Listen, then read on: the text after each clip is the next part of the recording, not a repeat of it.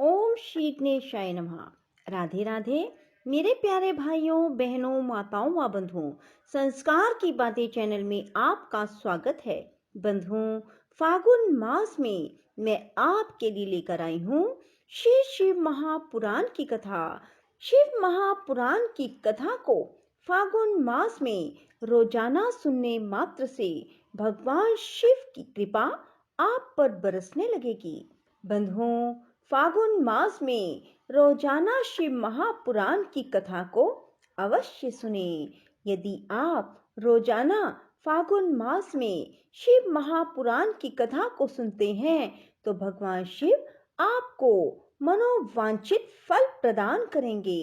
बंधुओं, पूर्ण विश्वास सच्ची निष्ठा के साथ ही शिव महापुराण की कथा को सुने। सुनने के बाद कमेंट बॉक्स में हर हर महादेव, हर हर महादेव, हर हर महादेव जरूर लिखें। बोलो शिव शंकर भोलेनाथ की जय हो। ब्रह्मा जी कहते हैं, मुने, उधर सती ने आश्विन मास की अष्टमी तिथि को उपवास करके भक्ति भाव से सर्वेश्वर शिव का पूजन किया। इस प्रकार नंदा व्रत पूरा होने पर नौमी तिथि के दिन ध्यान मगन हुई सती को भगवान शिव ने प्रत्यक्ष दर्शन दिया। उनका शिव विग्रह सर्वांग सुंदर गौर वरण का था। उनके 5 मुख थे। उनके मुख में 3-3 नेत्र थे। भाल देश में चंद्रमा शोभा दे रहा था। उनका चित्त प्रसन्न था और कंठ में नील चिन्ह दृष्टि गोचर होता था। उनके 4 भुजाएं थी। उन्होंने हाथों में त्रिशूल, ब्रह्म कपाल, वर तथा अभय धारण कर रखे थे। भस्ममय अंगराग से उनका सारा शरीर उद्भासित हो रहा था। गंगा जी उनके मस्तक की शोभा बढ़ा रही थी। उनके सभी अंग बड़े मनोहर थे। वे महान लावण्य के धाम जान पड़ते थे। उनके मुख करोड़ों चंद्रमाओं के समान प्रकाशमान एवं आह्लादजनक थे। उनकी अंग कांति करोड़ों कामदेवों को तिरस्कृत कर रही थी और उनकी आकृति स्त्रियों के लिए सर्वथा ही प्रिय थी। सती ने ऐसे सौंदर्य माधुर्य से युक्त प्रभु महादेव जी को प्रत्यक्ष देखकर उनके चरणों की वंदना की। उस समय उनका मुख लज्जा से झुका हुआ था। तपस्या के पुंज का फल प्रदान करने वाले महादेव जी उन्हीं के लिए कठोर व्रत धारण करने वाली सती को पत्नी बनाने के लिए प्राप्त करने की इच्छा रखते हुए भी उनसे इस प्रकार बोले। महादेव जी ने कहा, उत्तम व्रत का पालन करने वाली दक्षनंदिनी, मैं तुम्हारे इस व्रत से बहुत प्रसन्न हूँ, इसलिए कोई वर मांगो। तुम्हारे मन को जो अभिष्ट होगा वही वर मैं तुम्हें दूंगा। ब्रह्मा जी कहते हैं, मुनि, जगदीश्वर महादेव जी यद्यपि सती के मनोभाव को जानते थे तो भी उनकी बात सुनने के लिए बोले, कोई वर मांगो। परंतु सती लज्जा के अधीन हो गई थी, इसलिए उनके हृदय में जो बात थी उसे वे स्पष्ट शब्दों में कह ना सकी। उनका जो अभिष्ट मनोरथ था वह लज्जा से आच्छादित हो गया। प्राण वल्लभ शिव का प्रिय वचन सुनकर सती अत्यंत प्रेम में मगन हो गई। इस बात को जानकर भक्त वत्सल भगवान शंकर बड़े प्रसन्न हुए और शीघ्रता पूर्वक बारंबार कहने लगे, वर मांगो, वर मांगो। सत्पुरुषों के आश्रयभूत अंतर्यामी शंभु सती की भक्ति के वशीभूत हो गए थे। तब सती ने अपनी लज्जा को रोककर महादेव जी से कहा, वर देने वाले प्रभु, मुझे मेरी इच्छा के अनुसार ऐसा वर दीजिए जो टल ना सके। भक्त वत्सल भगवान शंकर ने देखा सती अपनी बात पूरी नहीं कह पा रही, तब वे स्वयं ही उनसे बोले, देवी, तुम मेरी भार्य हो जाओ। अपने अभिष्ट फल को प्रकट करने वाले उनके इस वचन को सुनकर आनंद मगन हुई सती चुपचाप खड़ी रह गई, क्योंकि वे मनोवांछित वर पा चुकी थी। फिर दक्ष कन्या प्रसन्न हो दोनों हाथ जोड़ मस्तक झुका भक्त वत्सल शिव से बारंबार कहने लगी।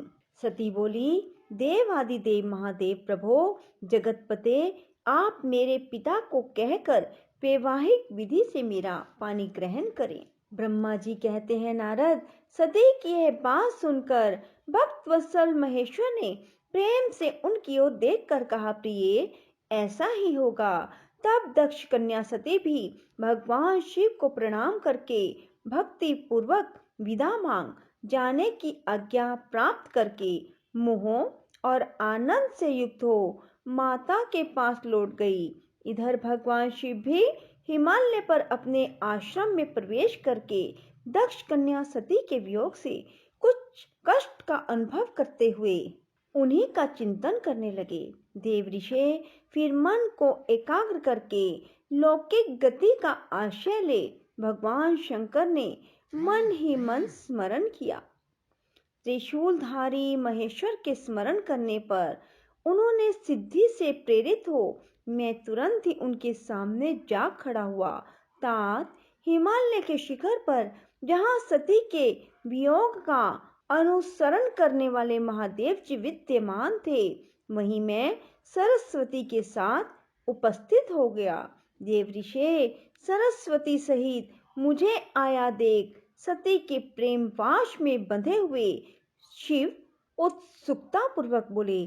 शंभु ने कहा, ब्रह्मन, मैं जब से विवाह के लिए स्वार्थ सिद्ध कर बैठा हूँ, तब से अब मुझे इस स्वार्थ में स्वच्छ सा प्रतीत होता है। दक्ष कन्या सती ने बड़ी भक्ति से मेरी आराधना की है। उसके नंदा व्रत के प्रभाव से मैंने उसे अभिष्ट वर देने की घोषणा की है। ब्रह्मन, तब उन सती ने मुझसे यह वर मांगा कि आप मेरे पति हो जाइए। यह सुनकर सर्वथा संतुष्ट हो मैंने भी कह दिया कि तुम मेरी पत्नी हो जाओ। तब दाक्षायणी सती मुझसे बोली, जगतपते, आप मेरे पिता को सूचित करके वैवाहिक विधि से मुझे ग्रहण करें। ब्रह्मन, उनकी भक्ति से संतोष होने के कारण मैंने उसका वह अनुरोध भी स्वीकार कर लिया। विधाता, तब सती अपनी माता के घर चली गई और मैं यहाँ चला आया। इसलिए अब तुम मेरी आज्ञा से दक्ष के घर जाओ और ऐसा यत्न करो जिससे प्रजापति दक्ष शीघ्र ही मुझे अपनी कन्या का दान कर दे। उनके इस प्रकार आज्ञा देने पर मैं कृतकृत्य और प्रसन्न हो गया। उन भक्तवत्सल विश्वनाथ ने इस प्रकार बोला। मुझ ब्रह्मा ने कहा, भगवान शंभो, आपने जो कहा है उस पर भली भांति विचार करके हम लोगों ने पहले ही उसे सुनिश्चित कर दिया है। वृषभध्वज, इसमें मुख्यतः देवताओं का और मेरा भी स्वार्थ है। दक्ष स्वयं ही आपको अपनी पुत्री प्रदान करेंगे, किंतु आपकी आज्ञा से मैं भी उनके सामने आपका संदेश कह दूंगा। सर्वेश्वर महाप्रभु महादेव जी से ऐसा कहकर मैं अत्यंत वेगशाली रथ के द्वारा दक्ष के घर जा पहुंचा। नारद जी ने पूछा, वक्ताओं में श्रेष्ठ महाभाग विधाता, बताइए, जब सती घर पर लौट कर आई तब दक्ष ने उनके लिए क्या किया? ब्रह्मा जी ने कहा, तपस्या करके मनोवांछित वर पाकर सती जब घर को लौट गई तब वहां उन्होंने माता पिता को प्रणाम किया। सती ने अपनी सखी के द्वारा माता पिता को प्रणाम किया। प्रसन्नता बढ़ाने वाली अपनी पुत्री को हृदय से लगाकर माता वीरिनी ने उसका मस्तक सूंघा और आनंद मगन होकर उसकी बारंबार प्रशंसा की। इसके बाद कुछ काल व्यतीत होने पर धर्मज्ञों में श्रेष्ठ दक्ष इस चिंता में पड़े कि मैं अपनी इस पुत्री का विवाह भगवान शंकर के साथ किस तरह करूं। महादेव जी प्रसन्न होकर आए थे पर वे तो चले गए। अब मेरी पुत्री के लिए फिर कैसे यहाँ आएंगे? यदि किसी को शीघ्र ही भगवान शिव के निकट भेजा जाए तो यह भी उचित नहीं जान पड़ता, क्योंकि यदि वे इस तरह अनुरोध करने पर भी मेरी पुत्री को ग्रहण ना करेंगे तो मेरी याचना निष्फल हो जाएगी। इस प्रकार चिंता में पड़े हुए प्रजापति दक्ष के सामने मैं सरस्वती के साथ सहसा उपस्थित हुआ। मुझ पिता को आया देख दक्ष प्रणाम करके विनीत भाव से खड़े हो गए। उन्होंने मुझ स्वयंभू को यथा योग्य आसन दिया। तदंतर दक्ष ने जब मेरे आने का कारण पूछा, तब मैंने सब बातें बताकर उनसे कहा, प्रजापते, भगवान शंकर ने तुम्हारी पुत्री को प्राप्त करने के निश्चय से मुझे तुम्हारे पास भेजा है। इस विषय में जो श्रेष्ठ कृत्य हो उनका निश्चय करो। जैसे सती ने नाना प्रकार के भावों से सात्विक व्रत के द्वारा भगवान शिव की आराधना की है, उसी तरह वे भी सती की आराधना करते हैं। इसलिए दक्ष, भगवान शिव के लिए ही संकल्पित एवं प्रकट हुई अपनी इस पुत्री को तुम अविलंब उनकी सेवा में सौंप दो। इससे तुम कृतकृत्य हो जाओगे। मैं नारद के साथ जाकर उन्हें तुम्हारे घर ले आऊंगा। फिर तुम उन्हीं के लिए उत्पन्न हुई अपनी यह पुत्री उनके हाथ में दे दो। ब्रह्मा जी कहते हैं, नारद, मेरी यह बात सुनकर मेरे पुत्र दक्ष को बड़ा हर्ष हुआ। वे अत्यंत प्रसन्न होकर बोले, पिताजी, ऐसा ही होगा। मुने, तब मैं अत्यंत हर्षित हो वहां से उस स्थान को लौटा जहां लोक कल्याण में तत्पर रहने वाले भगवान शिव बड़ी उत्सुकता से मेरी प्रतीक्षा कर रहे थे। नारद, मेरे लौट आने पर स्त्री और पुत्री सहित प्रजापति दक्ष भी पूर्ण काम हो गए। वे इतने संतुष्ट हुए मानो अमृत पी कर आए हों। राधे राधे। जय श्री कृष्णा। बंधुओं, यदि आपको हमारी वीडियो पसंद आए तो इसे लाइक करें और शेयर भी जरूर करें। धन्यवाद।